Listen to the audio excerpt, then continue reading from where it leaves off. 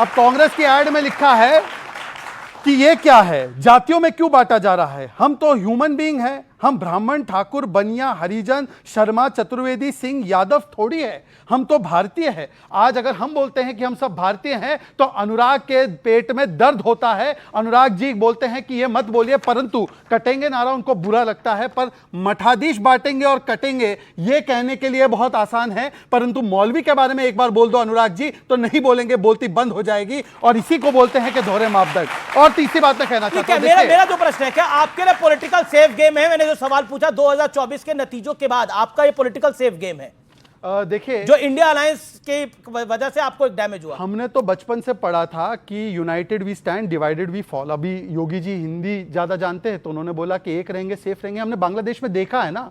पर देखिए, जो लोग रोहिंग्याओं के लिए, जो लोग गाजा के मुसलमानों के लिए 72 ट्वीट डालते हैं, उनके मुंह से हिंदू जो बांग्लादेश में प्रताड़ित हो रहा है उनके लिए एक शब्द नहीं निकलता, एक शब्द हिंदू कनाडा के लिए नहीं निकलता। केवल और केवल उनको यहां पर आकर राजनीति करनी है। और मैं 10 सेकंड में अपनी बात करना चाहता हूं। देखिए, हम तो महाराष्ट्र में क्या कह रहे हैं, हम कह रहे हैं गरीब, इंडिया अलायंस पे क्या कहते हैं? मैं आ रहा हूं। हम तो बात कर रहे हैं गरीब कल्याण की, हम कर रहे हैं बात महिलाओं के सम्मान की, लड़की बहनों को हमने सम्मान दिया। हम तो बात कर रहे हैं कि वहां पर किस प्रकार से पुनरुत्थान हो विरासत का। पर ये क्या कर रहे हैं, केवल भाईजान भाईजान। ये देखिए, अब भाईजान करते करते झारखंड में एक अपील हुई है कि मुसलमानों को केवल धर्म के आधार पर वोट देना है। इंडी अलायंस को, इंडिया अलायंस, देखिए इंडी अलायंस इसलिए कहता हूं क्योंकि ए तो अलायंस का है, परंतु इनका नाम इंडी है और काम चिंदी जैसा है, तो जो चिंदी है उसको इंडी बोलेंगे। और दूसरी बात, बाकी सब छोड़ दीजिए। आज कर्नाटक, 10 सेकंड और, बस 10 सेकंड और। आज कर्नाटका में आप देखिए, कॉन्ट्रैक्ट जब दिया जाता है पुल बनाने का तो आप सबसे कॉम्पिटेंट आदमी को देंगे ना।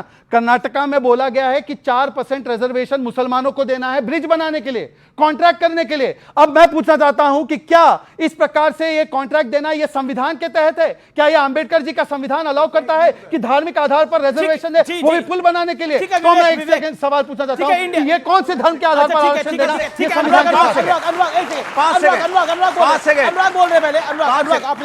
अच्छा बच्चों बताइए इन्होंने क्या किया? मैं बोल रहा हूं, इनको बता रहे हैं। ये वो लोग हैं जो सत्ता पाने के लिए जो अभी चिल्ला रहे हैं ना, रिजर्वेशन, मुस्लिम रिजर्वेशन। टीडीपी कौन, कहां पे सरकार? आंध्र प्रदेश में 4% मुसलमान को आरक्षण देने की बात की है। ये चुप्पी साधे बैठे हुए हैं। ये यहाँ बात करेंगे, ये बात करेंगे। ये सिर्फ डिवाइडेड रूल करना चाहते हैं जहां इनको सत्ता पानी होती। यही लोग है ना, नवाब मलिक को कहते थे कि दाऊद का आदमी है और सारा दिन आपके टीवी पे चिल्लाते थे। आज नवाब मलिक के पार्टी के सहयोगी दल के साथ चुनाव लड़ रहा है, तो क्या ये झूठ बोल रहे थे? बोले झूठ बोल रहे थे। समाज को गुमराह करना बंद कीजिए। या आप समाज को गुमराह करते हो या तो आप झूठ बोलते हो। नवाब मलिक के बारे में झूठ बोल रहे थे, लेकिन आप देखिए, आप पॉलिटिकल सेफ गेम खेल रहे हैं। नवाब मलिक का एक वैलिड पॉइंट उठाया। नवाब मलिक के बारे में देवेंद्र फडणवीस क्या कहते थे?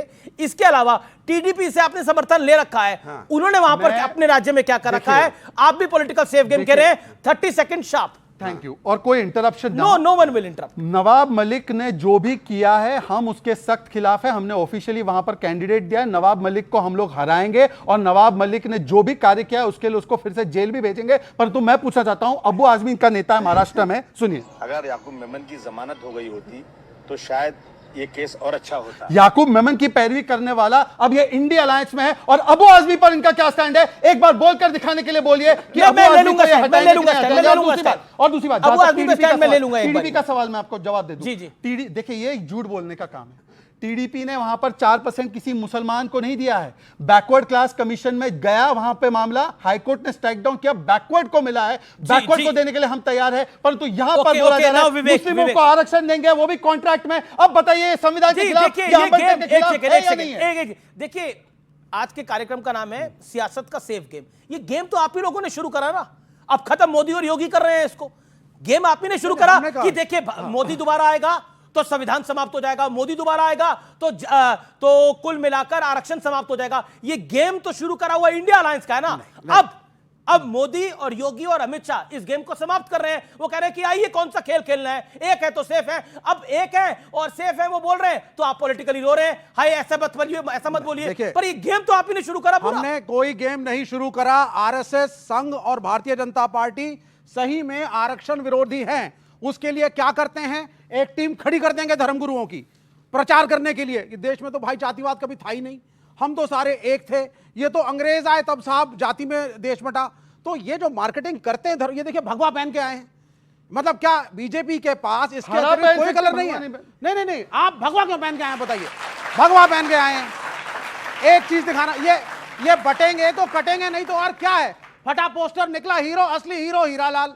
ये देखिए चलता फिरता पोस्टर, भगवा पहन के आए हैं, उसमें मोदी बने हैं। अरे सुनिए साहब, अच्छा ये मोदी साहब, देखिए मोदी साहब को कम्युनिस्टों का लाल पहना दिया, पार्टी ने ऑब्जेक्शन किया तो पतला सा भगवा उनको भी डाल दिया। तो ये देखिए ये नहीं चलेगा, लाल नहीं है इसका। एक रहेंगे। नहीं अरे नहीं, कहाँ ये रंग, रेड। कहाँ रंग में अरे हाँ।